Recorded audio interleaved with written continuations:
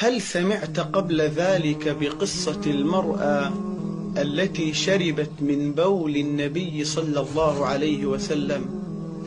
أخرج البيهقي في السنن الكبرى، والطبراني في المعجم الكبير، والمزي في تهذيب الكمال، أن النبي صلى الله عليه وسلم كان له قدح يبول فيه، فإذا بال فيه وضعه تحت السرير، فبال فيه ذات يوم ووضعه تحت السرير، فجاءت بركة الحباشية لأنها كانت من أرض الحبشة، فجاءت بركة فشربت ما في القدح، فلما استيقظ النبي صلى الله عليه وسلم قال لها: أرهقي ما في القدح، أي صبي ما في القدح خارج البيت.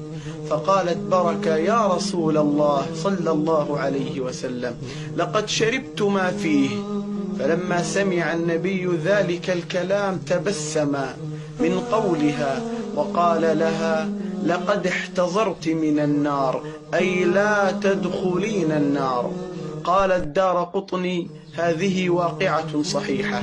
وقال ابن الصلاح: هذا إسناد جيد.